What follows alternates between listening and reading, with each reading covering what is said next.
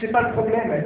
Et évidemment, je suis d'accord que l'on fasse de la recherche. Le problème, c'est la manière dont elle est faite et la part du budget consacrée à ce que j'appelle la technoscience par rapport à la science. C'est-à-dire qu'aujourd'hui, en biologie, par exemple, on ne cherche plus à comprendre le vivant, faire de la science, mais on cherche systématiquement à le maîtriser.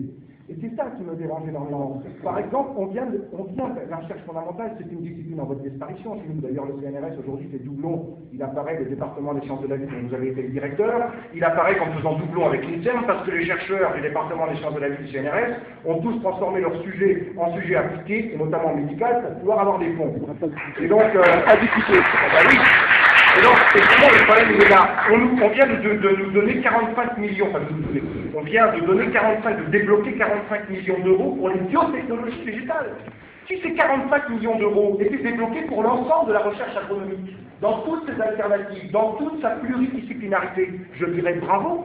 Mais aujourd'hui, c'est 45 millions d'euros pour les biotechnologies végétales. Il n'y a pas un chiffre-là de pourcent qui est consacré à la recherche fondamentale ou à l'évaluation des risques. Et pour la thérapie génique, et là, je termine là, pour la thérapie génique, effectivement, je ne dis pas qu'il ne fallait pas la tenter, parce que pour les enfants qui souffrent de ces maladies, notamment les immunodéficients, qu'on a essayé de traiter avec ça, et qu'on a réussi pendant quelques semaines à faire sortir de leur bulle, je dis que c'est... non, ils sont toujours hors de leur bulle, ils sont toujours... Il y a un certain nombre de gamins qui ont développé des leucémies, vous le savez.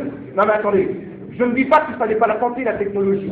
Attendez, je ne dis pas qu'il ne fallait pas la tenter, parce qu'il faut tout tenter quand ces gamins sont dans des situations comme ça. Je dis que c'est très bien qu'on l'ait tenté.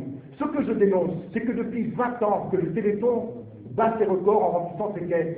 L'essentiel de la recherche de l'argent du Téléthon, qui est consacré à la recherche, va à une seule technologie, qui est la thérapie génique. Or, les gens qui travaillent sur les maladies génétiques, on leur dit donnez, etc. tous les ans avec le Téléthon, où on utilise l'ensembliopathe comme un outil publicitaire, parce que, attendez, je termine. On nous dit donnez, c'est-à-dire qu'on nous fait croire que le facteur limitant dans la recherche sur les maladies génétiques, c'est l'argent. Ce n'est pas l'argent, c'est les idées. Et les idées viennent d'où? De la recherche fondamentale. Or, depuis 25 ans, les politiques de gribouille des gouvernements successifs se sont déresponsabilisés à travers l'argent du Téléthon en donnant de moins en moins d'argent à la recherche fondamentale. Et par conséquent, c'est ce que disait madame, on ne recherche pas les alternatives.